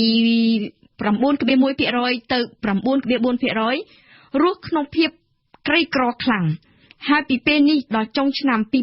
2021ដែលហេតុតែវិបត្តិកូវីដមានមនុស្សដល់ទៅប្រមាណ150លាននាក់អាចធ្លាក់ខ្លួនคล้ายជាជនក្រីក្រខ្លាំងបំផុតស្ថាប័នអន្តរជាតិកំណត់ថាការដែលមានលុយក្រោម $1.9 សហរដ្ឋអាមេរិកក្នុងមួយថ្ងៃសម្រាប់រស់គឺគេចាត់ទុកថាជាជនក្រីក្រខ្លាំងបំផុតហើយងាកមកនិយាយបន្តទៀតសុភ័ណ្ឌអត្រានៃជនក្រីក្របំផុតនេះនឹងបន្តកើនឡើងយ៉ាងហោចក្នុងរយៈពេល3ឆ្នាំទៅមុខទៀតប្រសិនបើគ្មានវិបត្តិ COVID-19 ផ្ទុះឡើងទេអត្រាជនក្រីក្រនៅលើពិភពលោកត្រូវធ្លាក់មកនៅត្រឹមតែ 7.9% ប៉ុណ្ណោះនៅក្នុងឆ្នាំ2020នេះតាំងតែពីជិត3ទសវត្សរ៍កន្លងមកនេះសុភ័ណ្ឌមានពលរដ្ឋចំនួន 1,100 លាននាក់បានដើរចេញពីភាពក្រីក្រក្នុងនោះ800លាននាក់គឺជាពលរដ្ឋចិននៅក្នុងរវាងពីឆ្នាំ1990ដល់ឆ្នាំ2015ភាពក្រីក្រនៅលើពិភពលោកត្រូវបានកាត់បន្ថយជាមធ្យម 1% ក្នុងមួយឆ្នាំនេះបើតាមការលំអិតរបស់របាយការណ៍អង្គការធនាគារពិភពលោកដដែលចាអ្នកក្រថ្មីនឹងជាណាដែរសុកមិញចាសុភ័ណ្ឌអ្នកក្រចាស់អ្នកក្រថ្មីនិយាយជារួមជាទូទៅអ្នកក្រមានផ្ដុំគ្នាច្រើននៅតាមប្រទេសដែលធ្លាប់តែមានអត្រាក្រីក្រខ្ពស់ស្រាប់និងភាគច្រើនគឺជាអ្នកដែលរស់នៅតាមជនបទជាក្មេងនិងដែលពុំបានរៀនសូត្រត្រឹមត្រូវជនរស់ក្រោមបន្ទាត់នៃភាពក្រីក្រខ្លាំងបំផុត4អ្នកក្នុងចំណោម5អ្នករស់នៅជនបទបើទោះបីជាអ្នកជនបទមានចំនួនប្រមាណតែ 48% នៃប្រជាជនសរុបក្តីហើយ1/3 នៃជនក្រីក្រថ្មីនោះរស់នៅទ្វីបអាហ្វ្រិកក៏ប៉ុន្តែរបាយការណ៍របស់ធនាគារពិភពលោកនេះបានរំលេចឲ្យឃើញអំពីមុខមាត់នៃអ្នកក្រីក្រថ្មីក្នុងចំណោមអ្នកក្រថ្មី10នាក់8នាក់គឺជាពលរដ្ឋដែលរស់នៅក្នុងប្រទេសដែលមានចំណូលមធ្យមដូចយ៉ាងប្រទេសឥណ្ឌាប្រទេសកេនយ៉ាឬក៏ប្រទេសឡាវបើប្រៀបធៀបទៅនឹងអ្នកដែលក្រខ្លាំងបំផុតមុនសម័យកូវីដអ្នកក្រថ្មីច្រើនតែជាអ្នកក្រុងជាអ្នកដែលបានទទួលការរៀនសូត្រគួរសមមិនមែនជាអ្នកដែលប្រុងទៅធ្វើស្រែចម្ការឬទៅធ្វើការនៅក្នុងវិស័យកសិកម្មទេតែច្រើនតែជាអ្នកដែលធ្វើការនៅក្នុងវិស័យសេវាកម្មសំណង់ឧស្សាហកម្មឬក៏ពាណិជ្ជកម្មចុះកុមារនិងស្ត្រីមានស្ថានភាពយ៉ាងណាដែរបើតាមរបាយការណ៍នេះចាដោយហេតុតែ COVID-19 សេដ្ឋកិច្ចពិភពលោកនៅឆ្នាំ2020នេះបានដាំក្បាលចុះអស់ប្រមាណជា 5.2% ហើយដំណើរសេដ្ឋកិច្ចដើរថយក្រោយដ៏ខ្លាំងមិនធ្លាប់មានគិតចាប់តាំងពី80ឆ្នាំមកនេះនឹងធ្វើឲ្យការងារចំនួន195លាននឹងត្រូវបាត់បង់នៅឆមាសទី2នេះបើតាមការប៉ាន់ស្មានរបស់ធនាគារពិភពលោកហើយនៅក្នុងប្រទេសដែលគ្មានរចនាសម្ព័ន្ធសង្គមរឹងមាំនិងគ្របដណ្ដប់ដោយប្រព័ន្ធសេដ្ឋកិច្ចក្រៅផ្លូវការគ្មានប្រព័ន្ធការពារពលរដ្ឋត្រឹមត្រូវបាត់បង់ការងារគឺស្មើនឹងច្រានពលរដ្ឋឲ្យធ្លាក់ទៅក្នុងស្ថានភាពផុយស្រួយទន់ខ្សោយដោយត្រង់មួយរំពេចតែម្ដងធនាគារពិភពលោកសម្គាល់ឃើញថាមានប្រទេសច្រើនណាស់ដែលពលរដ្ឋបានធ្លាក់ខ្លួនបាត់បង់ប្រាក់ចំណូលការងារយ៉ាងគំហុកស្ទើរតែមិនដែលធ្លាប់មានជួបប្រទះសោះតាំងពីមុនមកដូច្នេះអ្នកទន់ខ្សោយស្រាប់ពិតជានឹងងាយរងគ្រោះកាន់តែខ្លាំងពីវិបត្តិ COVID-19 លើគ្រប់ទម្រង់នៃជីវិតរស់នៅប្រចាំថ្ងៃរបស់ខ្លួនហើយដែលគ្មានអ្វីចម្លែកស្ត្រីនិងកុមារគឺជាជនរងគ្រោះខ្លាំងជាងគេហើយសុភ័ណ្ឌបើតាមរបាយការណ៍នៅក្នុងឆ្នាំ2018ពាក់កណ្ដាលនៃជនក្រីក្រគឺជាកុមារឬក៏ជាក្មេងអាយុក្រោម15ឆ្នាំតែចំនួនកុមារតំណាងឲ្យតែ 1/4 នៃប្រជាពលរដ្ឋសរុបប៉ុណ្ណោះស្ត្រីក៏ច្រើនដូចគ្នាហើយពាក្យថាក្រីក្រវាមិនមែនកម្រិតតែត្រឹមទៅលើប្រាក់សម្រាប់រស់ក្រោម$2ក្នុងមួយថ្ងៃនោះទេ មិនបានទៅសាលារៀនមិនបានទទួលការថែទាំសុខភាពនិងចំណីអាហារព្រមទាំងសេវាអ៊ីនធឺណិតក៏ជាចំណែកមួយដែលធនាគារពិភពលោកចាត់ទុកថាជាភាពក្រីក្រដែររបាយការណ៍របស់ធនាគារពិភពលោកបានរំលឹកថាមកទល់នឹងចុងខែសីហាកន្លងទៅថ្មីនេះកុមារជាង 1000 លាននាក់មិនបានទៅសាលារៀនគ្រួសារក្រីក្រគ្មានពេលគ្មានធនធានគ្មានប្រាក់គ្មានទីកន្លែងសម្រាប់ឲ្យកូនរៀនពីចម្ងាយបានទេវិបត្តិ COVID-19 ដែលបានធ្វើឲ្យប្រព័ន្ធសុខាភិបាលពិភពលោកចាល់ស្ទើរគ្រប់ទិសទីនោះអាចនឹងបង្កើនមរណភាពកុមារដល់ទៅចំនួន 45%ហើយនេះជាកំហុសទាំងស្រុងរបស់ COVID-19 មែនទេសុកមិញចាមិនទេមិនមែនជាកំហុសទាំងស្រុងរបស់ COVID-19 ទេសុភ័ណ្ឌបើតាមធនាគារពិភពលោកក្រៅពី COVID មានកត្តាធំពីរផ្សេងទៀតជាអ្នករួមចំណែកបង្កើនភាពក្រីក្រនៅក្នុងប្រទេសដែលមានប្រាក់ចំណូលជាមធ្យមនោះគឺចំនួនប្រដាប់អាវុធនិងការប្រែប្រួលអាកាសធាតុកត្តាទាំងពីរនេះបានពន្យឺតល្បឿននៃការកាត់បន្ថយភាពក្រីក្រនៅលើពិភពលោករួចជាស្រេចទៅហើយនៅរវាងពីឆ្នាំ2013ដល់ឆ្នាំ2017ចំនួនប្រដាប់អាវុធនៅសេរីនិងនៅយេម៉ែនបានបង្កើនភាពក្រីក្រនៅតំបន់ដើមបូព៌ានិងអាហ្វ្រិកខាងជើងរួចទៅហើយនៅឆ្នាំ2015និងឆ្នាំ2018ចំណែកឯវិបត្តិអាកាសធាតុវិញសុភ័ណ្ឌវិបត្តិមួយនេះតែមួយគត់អាចនឹងរុញច្រានមនុស្សដល់ទៅ132លាននាក់ឲ្យធ្លាក់ក្នុងភាពក្រីក្រពីពេលនេះដល់ឆ្នាំ2030ហើយតំបន់ដែលងាយរងហានិភ័យខ្លាំងជាងគេគឺអាហ្វ្រិកកណ្ដាលនិងអាស៊ីខាងត្បូងជាសរុបវិបត្តិ COVID-19 ចំនួនប្រដាប់អាវុធនិងការប្រែប្រួលអាកាសធាតុនេះគឺជាឧបសគ្គដ៏ធំមួយមិនអាចរារាំងពិភពលោកមិនឲ្យសម្រេចកម្មវត្ថុលុបបំបាត់ភាពក្រីក្រឲ្យនៅក្រោម 3% នៅក្នុងឆ្នាំ2030ទេហើយដូច្នេះហើយបានជាធនាគារពិភពលោកបានអំពាវនាវទៀតឲ្យគ្រប់ប្រទេសត្រូវតែចាត់វិធានការជាក់ស្ដែងនិងឲ្យបានឆាប់រហ័សបំផុតអរគុណសុកមិញចំពោះបទអន្តរាគមន៍នៅថ្ងៃនេះ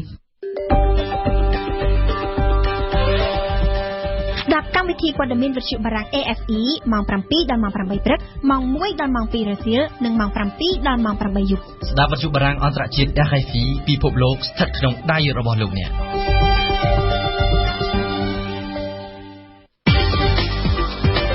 បទយូហ្គាលោកលេងស៊ីវធីជាអតីតពលករចំណាក់ស្រុកដែលទៅធ្វើការនៅសាធារណរដ្ឋកូរ៉េម្នាក់លោកបានវិលមកកម្ពុជាវិញនៅចុងឆ្នាំ2016និងបានចាប់របរចិញ្ចឹមមាន់លក់ជាមួយនឹងបទពិសោធន៍បានមកពីប្រទេសជឿនលឿននោះរបរចិញ្ចឹមមាន់បច្ចុប្បន្ននេះលោកអាចរកចំណូលបានលើសពី$1000នៅក្នុងមួយខែលោកវិធីលើកទឹកចិត្តឲ្យកសិករងាកមកចិញ្ចឹមមាន់ឲ្យបានច្រើនដោយសារតែមានទីផ្សារល្អដូច្នេះសូមអញ្ជើញស្ដាប់បទយូហ្គារបស់អឹមណាវិនរដូវប្រាំងនេះផុតរដូវភ្លៀងនេះខ្ញុំនឹងចាប់ផ្ដើមសាងសង់ទ្រុងមួយខ្នងទៀតហើយនឹងពង្រីកបន្ថែមបន្តទៀតណាបើជាត្រូវការច្រើនព្រោះបច្ចុប្បន្ននេះឃើញមានខាងកសិករខាងឈ្មួញអីហ្នឹងគាត់កំងច្រើនប៉ុន្តែយើងអត់ទាន់អាចផ្គត់ផ្គង់ឲ្យគាត់បានដល់កម្រិតណាជាអតីតពលករចំណាក់ស្រុកធ្លាប់ទៅធ្វើការនៅប្រទេសកូរ៉េនៅកូរ៉េមិនត្រឹមទទួលបានប្រាក់ខែចិញ្ចឹមជីវិតនោះទេគាត់បាននាំបទពិសោធន៍ចិញ្ចឹមមាន់ពីប្រទេសគេនោះមកស្រុកកំណើតប្រកបរបរចិញ្ចឹមជីវិតទៀតផងរបរចិញ្ចឹមមាន់របស់លោកវុធីនេះពេលនេះជាផ្នែកមួយជួយជំរុញការចិញ្ចឹមសត្វនៅក្នុងប្រទេសផងនិងទទួលបានកម្រៃគួរសមសម្រាប់លើកកម្ពស់ជីវភាពគ្រួសាររបស់គាត់ផងបច្ចុប្បន្នដោយសារតែស្ថានភាពជំងឺ Covid ដែលការនាំចូលត្រីសាច់ពីបរទេសបានកាត់បន្ថយនោះរបរចិញ្ចឹមមាន់យកពងចិញ្ចឹមមាន់យកកូនលក់និងចិញ្ចឹមមាន់យកសាច់លក់របស់លោកពុទ្ធីកំពុងកាក់កបវាគ្រាន់បើដល់ភាពទៅនឹងការដែលយើងធ្វើការឲ្យគេវាមានភាពងាយស្រួលជាងណាបាទយើងអាចរកចំណូលបានប្រហាក់ប្រហែលនឹងការដែលយើងទៅខែប្រទេសអាចថាលើសនឹងចង់ផងដែរណាបាទលោកលេងស៊ីវុធីដែលមានអាយុ40ឆ្នាំគាត់បានចំណាយពេលធ្វើការងារនៅតាមរោងចក្រជាច្រើនឆ្នាំបន្ទាប់ពីបានបញ្ចប់ការសិក្សាថ្នាក់ទី12ក្រោយមកលោកបានស្វែងរកឱកាសដើម្បីទៅធ្វើការនៅក្នុងប្រទេសកូរ៉េនៅឆ្នាំ2010កាលមុនដែលខ្ញុំទៅធ្វើការនៅកូរ៉េនោះខ្ញុំជាបុគ្គលិកនៅក្នុងរោងចក្រមួយនៅភ្នំពេញបាទកាលនោះដោយសាររដ្ឋាភិបាលបានអនុញ្ញាតឲ្យមានការបញ្ជូនពលករទៅក្រៅប្រទេសហើយក៏បានប្រឡងតាមរយៈក្រសួងបណ្ដុះបណ្ដាលជីវៈហ្នឹងខ្ញុំក៏បានដាក់ពាក្យប្រឡងណាហើយយើងធ្វើការផងយើងរៀនផងចេញពីធ្វើការមកក៏ជួយទៅរៀនភាសាកូរ៉េហ្នឹង2ម៉ោងបាទក្រោយមកក៏បានប្រដាក់ពាក្យប្រឡងទៅក៏បានប្រឡងទៅកូរ៉េបាទជីវភាពពិបាកដែរការដែលយើងធ្វើការនៅរោងចក្រហ្នឹងតាំងពីប្រាក់ខែ 35 40ឡើងទៅយើងធ្វើការទៅក៏ឡើងតំណែងជាប្រធានផ្នែកអញ្ចឹងទៅក៏បានជាង100មុនទៅកូរ៉េហ្នឹងប្រាក់ខែបានជាង$100នៅក្នុងប្រទេសកូរ៉េដែលទទួលបានប្រាក់ខែជាង$1000លោកវុធីធ្វើការនៅកសិដ្ឋានចិញ្ចឹមមាន់បានទៅដល់ទីនោះហើយវាល្អទេយើងអាចបានប្រាក់ចំណូលផងហើយគាត់ថាអាចរៀនសូត្រពីការងារហ្នឹងផងព្រោះបើកន្លងមកហ្នឹងវាយើងធៀបនឹងកសិកម្មនៅស្រុកយើងឃើញថាគេដើរលឿនជាងយើងតិចចាំបាទតែអញ្ចឹងគាត់ថានឹងអាចរៀនអីបានពីការងារដែលយើងធ្វើផងហើយយើងយកចិត្តទុកដាក់ក្នុងការរៀនសូត្រធ្វើការងារនឹងអស់ពីចែកដៃពីជើងហ្មងតែអញ្ចឹងក៏យើងបានទទួលបានបទពិសោធន៍នឹងមកហើយក៏គាត់ថានឹងយកមកផ្ទះហ្នឹងគឺយកជំនាញចំណេះហ្នឹងយកមកប្រើអញ្ចឹងដល់ពេលចប់អាណត្តិឆ្នាំ2017ដើមឆ្នាំហ្នឹងគឺខ្ញុំមុននឹងខ្ញុំមកហ្នឹងខ្ញុំបានឲ្យអ្នកផ្ទះអ្នករៀបចំទ្រុងមាន់ហើយក៏បានទិញមេមាន់ចូលចំនួន100ក្បាលកាលនោះកូរ៉េបានថ្លែងជាទីផ្សារការងារដ៏ល្អមួយសម្រាប់ពលរដ្ឋខ្មែររដ្ឋាភិបាលប្រទេសទាំងពីរបានចុះកិច្ចព្រមព្រៀងគ្នាលើការទទួលនិងបញ្ជូនពលករទៅធ្វើការនៅក្នុងប្រទេសកូរ៉េនេះជាច្រើនឆ្នាំមកហើយទៅធ្វើការនៅក្នុងឧស្សាហកម្មរោងចក្រធ្វើការនៅក្នុងវិស័យកសិកម្មត្រូវបានគេមើលឃើញថាក្រៅពីការផ្ដល់ប្រាក់ខែខ្ពស់ដល់ពលរដ្ឋខ្មែរហើយពលករខ្មែរចេញទៅធ្វើការនៅប្រទេសកូរ៉េប្រទេសជឿនលឿនមួយនេះអាចផ្ដល់នូវបទពិសោធន៍ល្អៗសម្រាប់ពលករខ្មែរយកមកប្រទេសកម្ពុជាវិញទៀតផងទូយ៉ាងដូចជាលោកលេងស៊ីវុធីដែលកំពុងកាក់កបនៅក្នុងរបរចិញ្ចឹមមាន់នេះរបៀបដែលយើងអាចរៀនសូត្របានមានច្រើនពីបច្ចេកទេសនៅក្នុងការថែទាំការជីវសុវត្ថិភាពអីផ្សេងជាទៅមកពាក់ព័ន្ធនឹងការរស់នៅរបស់សត្វហ្នឹងគឺយើងយល់ដឹងច្រើនវាមិនជាខុសប្លែកនេះហ្មងទេដោយសារតែគោលការណ៍នៃការចិញ្ចឹមសត្វហ្នឹងវាដូចតែគ្នាទេយើងវាមានពូជមាន់មានទ្រុងមានថ្នាំបង្ការមានជីវសុវត្ថិភាពអីគឺដូចគ្នាទេណាចំណៃអីហ្នឹងគឺដូចគ្នាគ្រាន់តែអ្វីដែលប្លែកគឺដោយសារស្រុកគេធ្វើទៅវាមានលក្ខណៈជ្រុងទ្រាយធំហើយនៅស្រុកយើងនេះគឺឃើញថាកសិករយើងនៅមានទ្រង់ទ្រាយតូចមានតែក្រុមហ៊ុនធំដូចជា CP ដូចជាអីអាហ្នឹងគេលក្ខណៈខ្នាតធំបាទការដែលកសិដ្ឋានដែលខ្ញុំទៅធ្វើជាលក្ខណៈគ្រួសារហ្នឹងគឺមានមេពងរហូតដល់ទៅ40ជាង10000ក្បាលជាមួយនឹងមេមាន់ជាង300ក្បាលលោកវុធីដែលមានកសិដ្ឋានចិញ្ចឹមមាន់នៅស្រុកសំរោងទងខេត្តកំពង់ស្ពឺនោះលោកផ្ដើមចិញ្ចឹមមាន់ដំបូងត្រឹមតែ100ក្បាលប៉ុណ្ណោះជាមួយនឹងដើមទុនប្រមាណជា$3000នៅឆ្នាំ2016ក្រោយពីលោកបានវិលមកពីប្រទេសកូរ៉េភ្លាមនោះការដែលយើងចាប់ផ្ដើមដំបូងនោះក៏ក្នុងថាយើងសាកល្បងមើលផងដែរដើម្បីស្ទាបស្ទង់មើលទីផ្សារព្រោះកាលនោះទីផ្សារវានៅទលំទលាយដូចបច្ចុប្បន្នណាបាទដោយសារតែយើងចាប់ផ្ដើមធ្វើដំបូងយើងនៅមិនទាន់មានបណ្ដាញទំនាក់ទំនងមានអតិថិជនអីច្រើនទេបាទតែអញ្ចឹងយើងចាប់ផ្ដើមពីមេ100ក្បាលហ្នឹងយើងភ្ញាស់ផងហើយស្វែងរកអតិថិជនផងប៉ុន្តែថាសិក្សាបណ្ដាស្វែងរកទីផ្សារបដាហ្នឹងគឺធ្វើបដាកាលនោះដើមទុនសម្រាប់មេ100ក្បាលយើងសង់ទ្រុង2000ហើយទិញមេចូលខ្ទង់1000បាទ3000ហើយដល់ពេលខ្ញុំមកទៅមេចាប់ដើមពងក៏ចាប់ដើមទិញទូភ្ញាស់អីចូលបន្ថែមទៀតបច្ចុប្បន្នលោកវិធីអាចរកចំណូលបានពី$1500ទៅ$2000ក្នុងមួយខែពីរបរចិញ្ចឹមមាន់នេះផាត់ចំណីផាត់ការហើយអាចបាន1000ជាងឡើងទៅណាហ្នឹងហើយយើងនិយាយប៉ុណ្ណឹងចាស់បាទបើសម្រាប់កូនមាន់អាយុមួយសប្តាហ៍ញាស់មកបានសប្តាហ៍យើងលក់បានតម្លៃ4500ក្នុងមួយក្បាលណា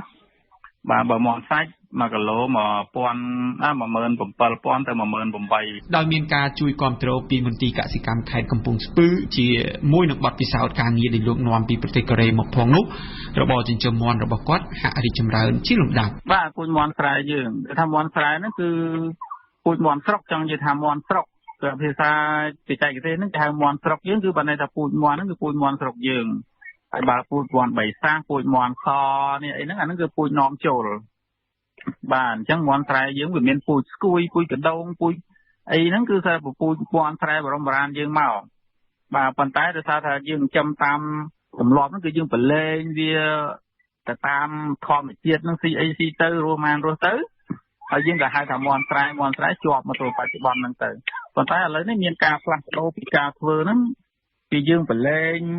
ឲ្យដើរតាមយថាកម្មយើងមកដាក់បច្ចេកទេសប្រកាស spam សពនិមិត្តយើងធ្វើតាមលំនាំបច្ចេកទេសខាង របៀបបរទេសគេធ្វើអញ្ចឹងបើយើងចាំតាំងកូនមកតាមពីតូចទៅគឺបើពេល3ខែក៏យើងបានលក់ឱកាសនៃការដែលយើងអាចផលិតដោយសារมันមានការនាំចូលប៉ុន្តែនៅក្នុងហ្នឹងក៏តម្លៃក្នុងកំឡុងកូវីដហ្នឹងយើងក៏ធ្លាក់ថ្លៃ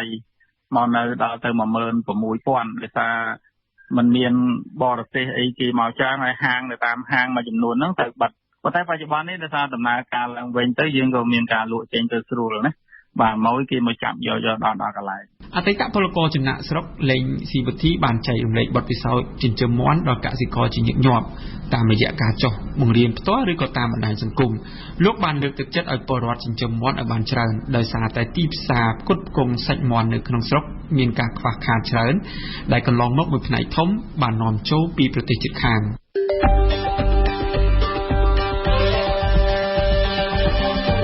វិទ្យុបារាំង AFE ផ្សាយជាភាសាខ្មែរពីម៉ោង 7 ដល់ម៉ោង 8 យប់ភាសាបារាំងពីម៉ោង 8 យប់ដល់ម៉ោង 7 ព្រលឹមស្ដាប់វិទ្យុបារាំង AFE លោកអ្នកនឹងស្គាល់ពិភពលោកកាន់តែច្បាស់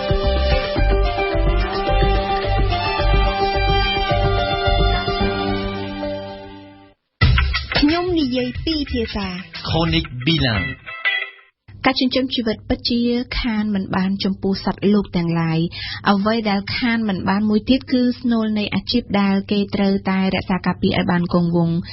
ប្រតិបត្តិនៅថ្ងៃនេះឆេះហុកផេងសូមធ្វើការអត្ថាធិប្បាយអំពីស្នូលនៃអាជីពជាទូទៅសួស្តីប្រិយមិត្តអ្នកស្ដាប់វិទ្យុ AFE អ្វីទៅដែលហៅថាអាជីពមនុស្សម្នាជនដែលនាំគ្នាដើររត់ជិះកង់ម៉ូតូរថយន្តទៅទីផ្សារពពាក់ពពូនទៅការិយាល័យរៀងៗខ្លួនគឺគាត់មានអាជីពនានារបស់គាត់ប៉ុន្តែក្នុងមួយថ្ងៃនេះបើគាត់ឃ្លាតចាកអំពីប្រលឹងនៃអាជីពរបស់គាត់គឺបេសកកម្មរបស់គាត់គឺមិនបានជោគជ័យសោះឡើយឧទាហរណ៍អ្នកធ្វើនំគាត់កាន់ច្របាច់លេងម្សៅ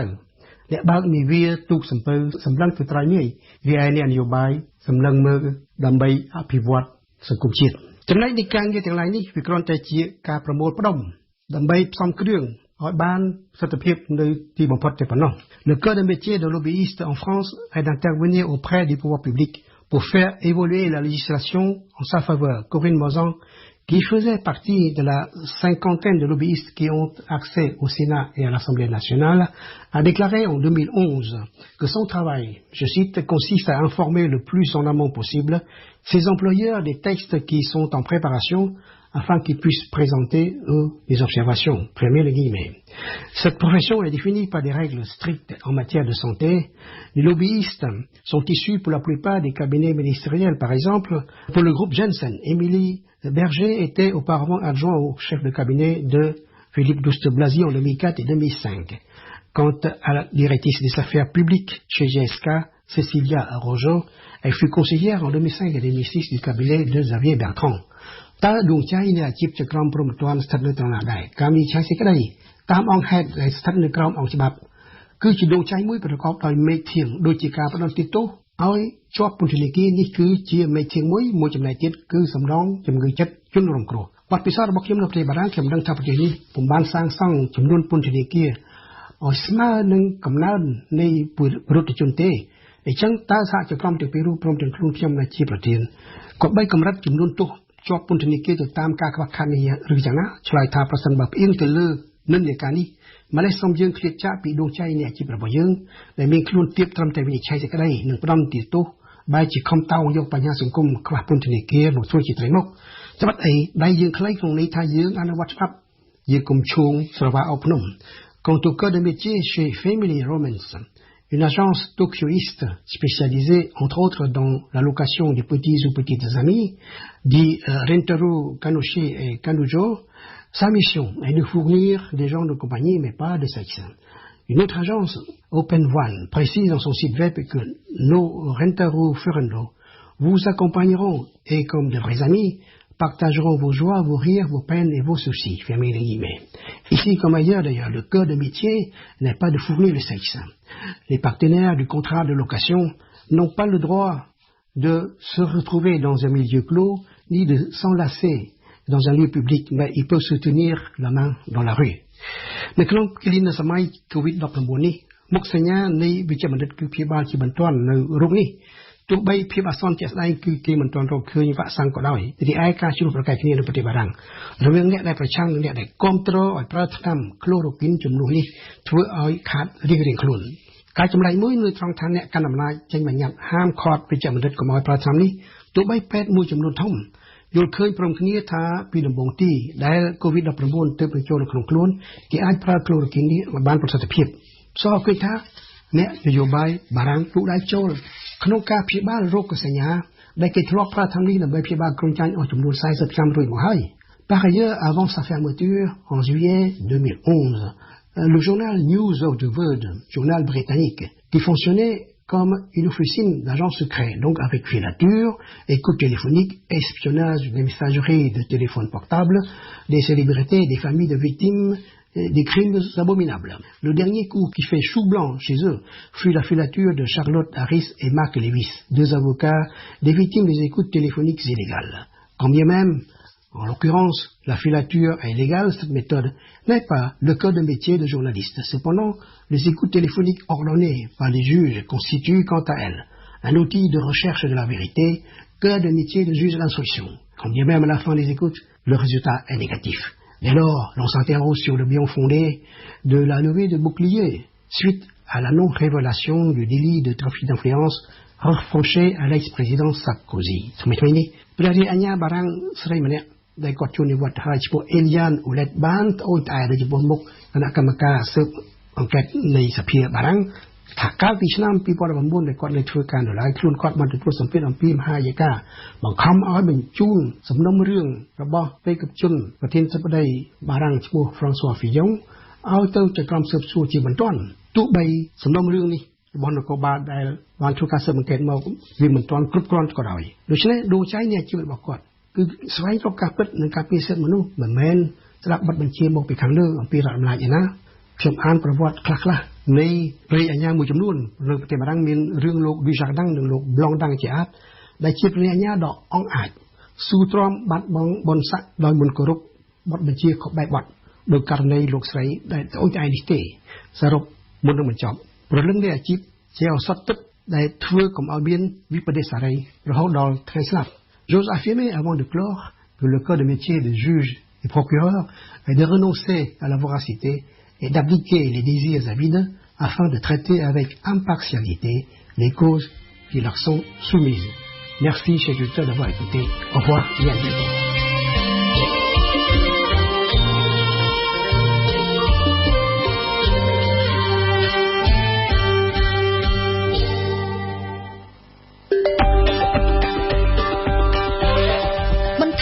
Các vật chữ lục nét ai cho từ ánឬស្ដាប់ការផ្សាយឡើងវិញកម្មវិធីទាំងស្រុងរបស់វិទ្យុបារាំង AFE នៅក្នុងគេហទំព័រ www.khmer.orfi.fr ឬជាភាសាបារាំង www.khmer.rfi.fr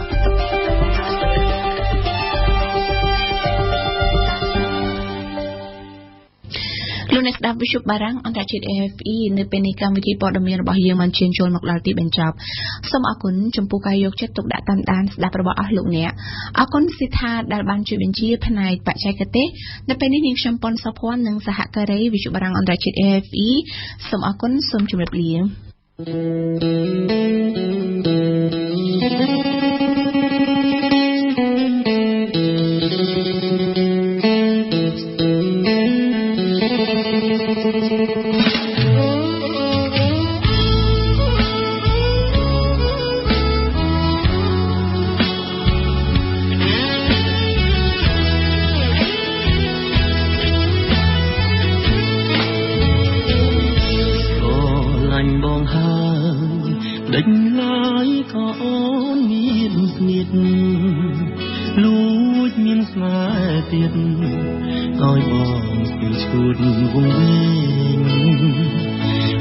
លោកស្រីអ្នកនាងកញ្ញាតទៅនេះសូមអញ្ជើញស្ដាប់ព័ត៌មានជាភាសាបារាំង